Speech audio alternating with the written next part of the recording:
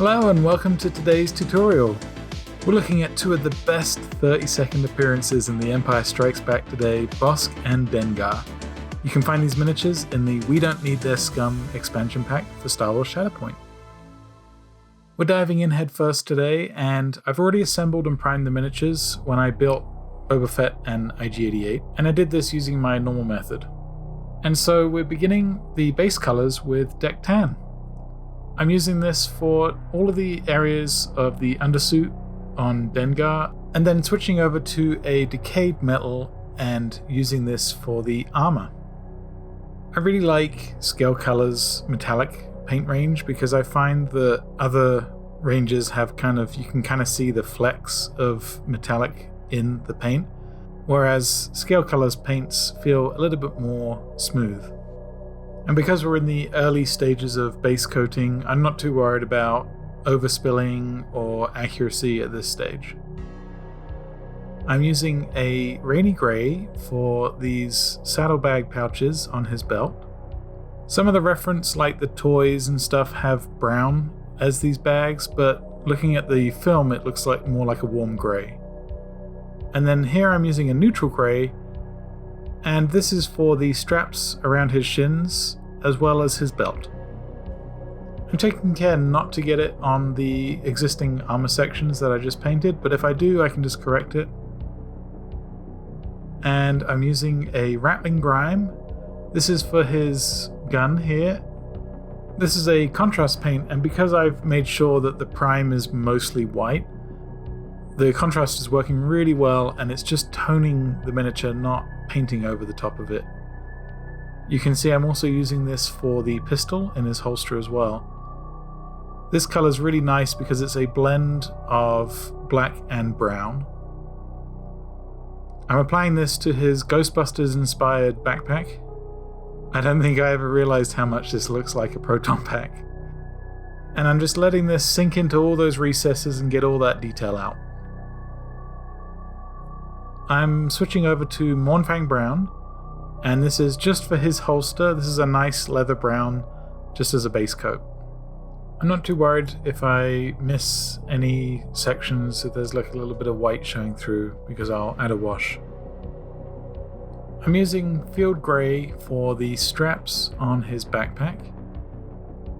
And there's a lot of details here, but for now I'm just sticking to this as the base and taking care not to get it on the existing Rattling Grime.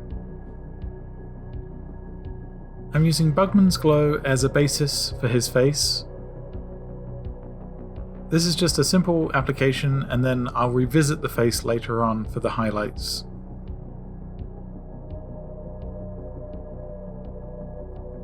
Just filling in the last few details. So Rhinox hide is going to be used for his bedroll. I'm just making sure that all of the areas that were primed at least have some kind of paint on them before moving on to the base itself. So his handcuffs here are just getting a neutral grey, and then I'm using that same neutral grey and applying this to the cage and the base. And of course, just taking care not to get it on the rest of the model. Here I'm using Balor Brown, and this will be my base coat for the Kowakian monkey lizard in his little cage. There's a couple of little sculpt details poking through, so I'm just making sure that these get a base coat. His tail is actually poking around the back as well, so just taking my time and getting some coverage on this ready for the wash.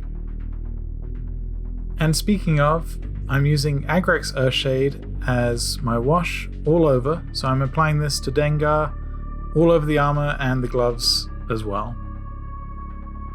Once the wash had dried, you can see I'm going back in and adding those highlights with that original Deck Tan, but I was just not quite happy with the stark contrast between the dark brown of the wash and the brightness of the Deck Tan. So I decided to go back in with some of that Balor brown and just build up to that Deck Tan color. And this worked out just to be a lot better to get that transition from the shadows to the highlights. So you can see I'm not trying to undo the work that the wash has done, I'm just kind of warming up those shadows so that the deck tan isn't as harsh. So for example, here on the wraps, you can see that Agrax Earthshade is still in those very, very deep recesses, but I'm just using some of that Balor brown and then mixing in deck tan until I'm eventually built up to that deck tan color. And then here, I did nudge the camera, I do apologize, but you can see I'm using some white to just add the very, very tip of the highlight on the most pronounced wrinkles in the fabric. I've decided to add some highlights to the armor section, so for that I'm using Victorian brass, and I'm actually using a sponge to apply this. This is to kind of give me a stippled, kind of dimpled effect to the armor itself. And so I'm just taking a little bit of care not to get it on the fabric sections, so I'm not going crazy on this. And then I'm using some of that Victorian brass and the edge of my brush to catch some of these areas of highlight and the sharper edges on the armor. The wash would have taken the shine off of that decayed metal originally, so this is reintroducing some of that shininess back.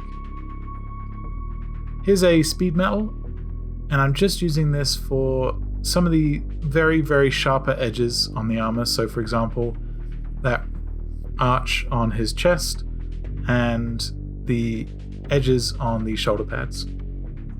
I'm also adding a couple scratches and damages here and there. I'm just dry brushing on some of that Victorian brass onto the handcuffs, just for some added detail. And some speed metal indicating the belt buckle is a different material. And while I'm at it, just adding some highlights to the pouches using that original rainy grey. And now for the face details. So I'm using my usual recipe of pink flesh.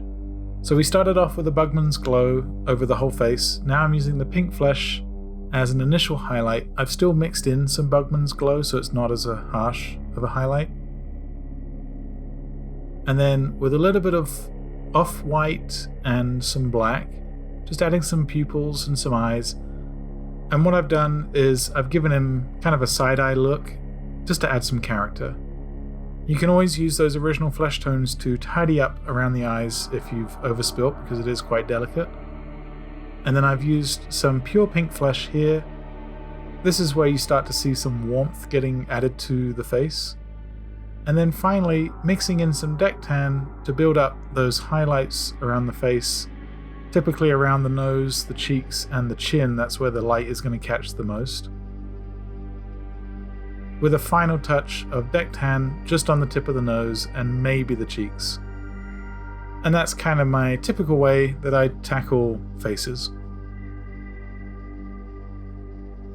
I've decided to dry brush just a little bit of speed metal onto the rifle, and this is just to add some interest, some visual distinction. And then I've also done the same for the backpack, again taking care not to get any of the straps or anything else surrounding the backpack itself. And then just going in and adding some highlights. This is the original Rhinox hide with a bit of deck tan mixed into it. And then finally adding some of those details to the backpack with speed metal. So I'm getting the buckles and the clasps, as well as just highlighting a couple things on the backpack just to make it look interesting. I like the way that the dry brush interacted with the rattling grime to make it look like this tarnished metal. But this is just to pull out some of those extra details and just to break up that blackness. For the monkey lizard, I'm just adding a Balor brown and deck tan mixed together. I find that if you use deck tan instead of white, it retains some of that yellowness and you don't desaturate the original color as much. So this works really well for a highlight on an existing color. And then for his nails and his beak, I'm just using a grey and black.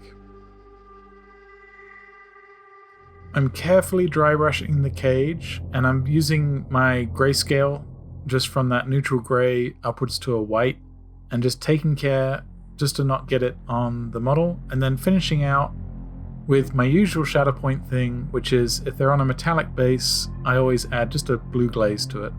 With Dengar being done, we're now moving on to Bossk. And to start things off, I'm using Malignant Green for all of his scales. For some reason, I always had it in my head that he was green. I don't know if this was like from the comics or from the games or something. He's not, he's actually pretty close to brown. So in a minute, I'll go back and correct that. I'm using Iyanden Yellow for the jumpsuit. And I'm just not worried about the straps or anything just yet, just making sure that the suit itself is getting a yellow coat. I've gone back to Sand Golem and I'm going to see if I can get something a little closer. And I'm happier with this effect, and in fact it even kind of works a little better with that green undercoat underneath. So this is Sand Golem on top of Malignant Green, and it's pretty close to his colouring.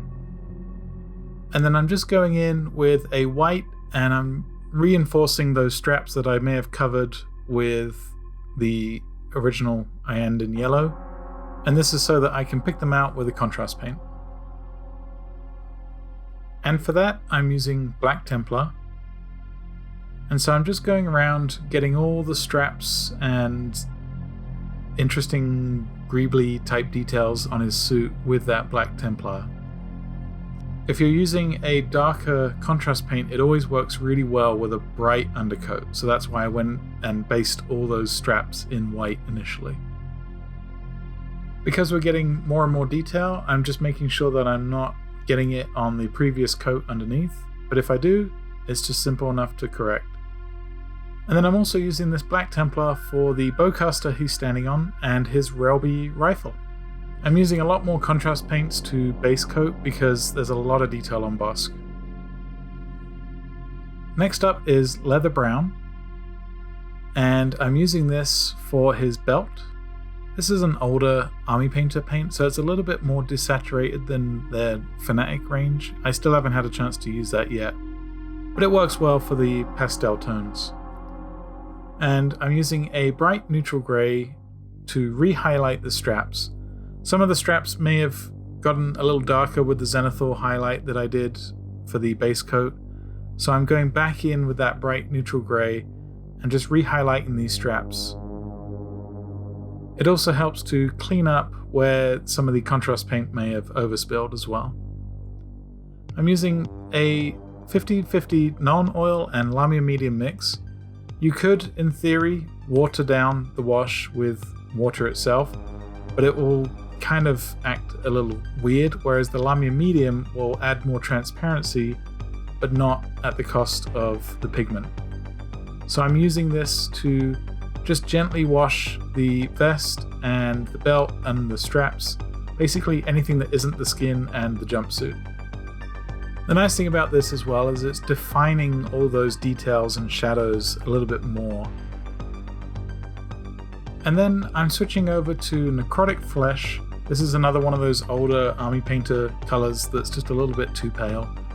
This is my highlight for the scales on Bossk. I did a quick kind of leather brown just over the top, almost like a dry brush, and now this is my Necrotic Flesh highlight just on top of those scales.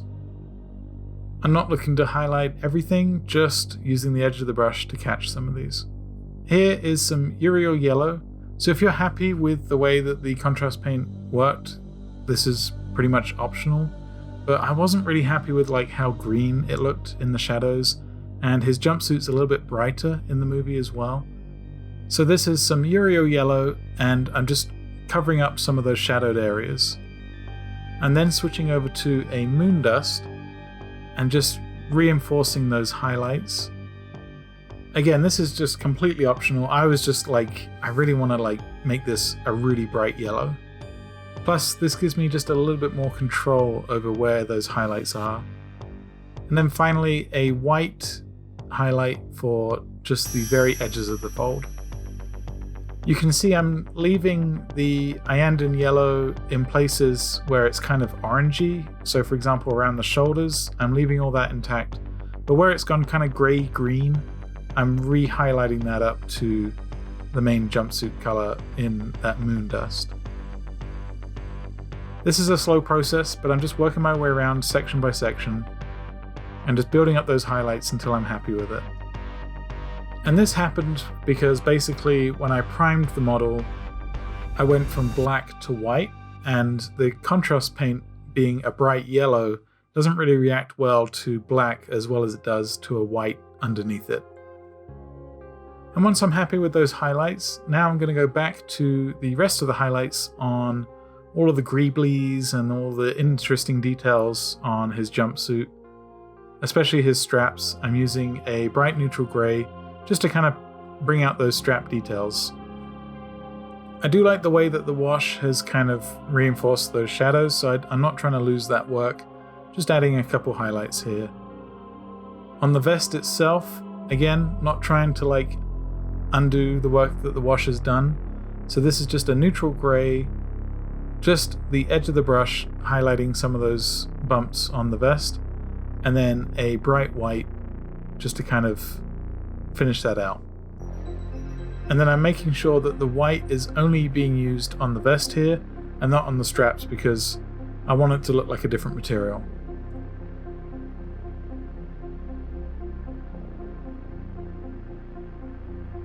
I'm just using a neutral grey to kind of fill in some of these extra details on the front of the vest. And then recovering some of those areas that were in black just to kind of make it stand out a little bit more against the jumpsuit. Adding in some optional highlights.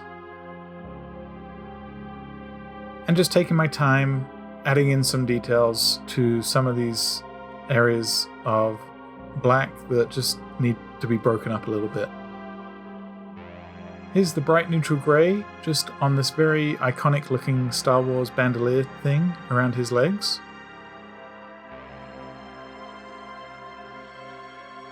And then I'm using a Skrag brown. This is for the buttstock on his rifle and the sling. As you can see, I took a different approach with this model. I wanted to get each section done fully before moving on to the next, rather than base coating and then washing and then highlighting. Anytime there's dirt on the bases of my Shatterpoint models, I always use Skrag brown. So for this pile underneath the bowcaster, this is the color.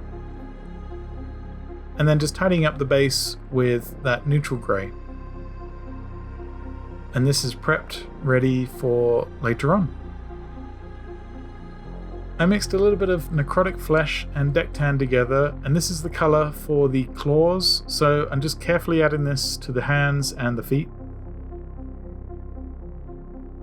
Here I'm using Mephiston red for that pop of colour that he has on his collar. So I'm using this just very, very carefully, not trying to get it on the vest or his face. In hindsight, I probably should have done this first, but it is what it is. So you just have to work very carefully. I've decided to give the sling and the buttstock a wash with the Agrax Earthshade. And then some Nuln oil just on the collar to help reinforce those ridges again. And now I'm moving on to the face, and so I'm starting off with that same Mephiston red on the eyeballs. Just taking my time. Luckily they're big enough so that you don't have to really correct as much. And to really pump up the intensity, I'm using some Trollslayer orange, just a dab of that in the middle of the eyeball, and that really boosts up that brightness.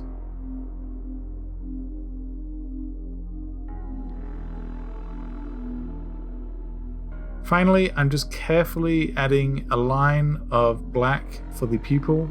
He's got really big pupils, so I'm not trying to cover up all the orange underneath, but just big enough to make it look reptilian. I'm using Screamer Pink, and this is for kind of the membrane between his jaws here.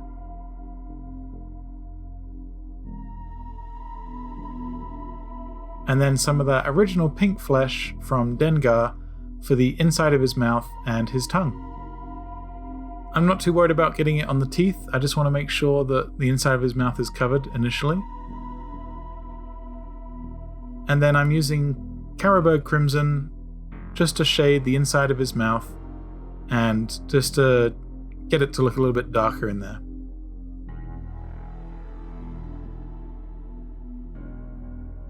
While I've still got the Trollslayer orange, I'm using this for the patch on his arm. Luckily this is a raised sculpt, so once I've got that orange in there, I can just use the white and use the edge of my brush just to get back some of that detail. I'm using the bright neutral grey to highlight some of those teeth, and this is just an opportunity to clean up some of those areas around the mouth where some of the flesh and the shade may have overspilt.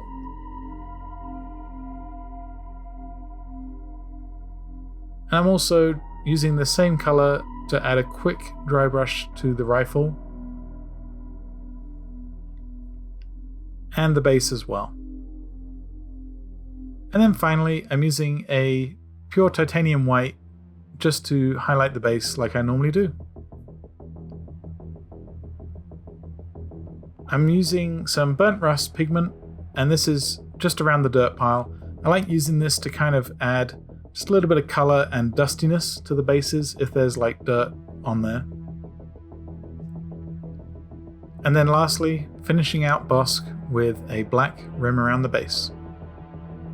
And here they are, Bossk and Dengar, finished and ready for the table. They look awesome. I was really happy with the sculpts. As soon as I saw the Boba Fett and IG-88, I knew I had to go back and paint these guys because I love the pose, I love the details. These are just really fun miniatures. The Star Wars universe has this great thing where they can show you a character for a blink of an eye and then you just want to know everything about them. Let me know what you think down in the comments below. I always appreciate feedback and I love reading the comments and responding to them. And also, a big heartfelt thank you to all of you. I'm now over 1,000 subscribers, so thank you so much for making this happen in under a year. So thank you to everybody joining me on this painting journey. If you haven't already, please consider subscribing, like the video if you've enjoyed this tutorial, and I will see everybody in the next one.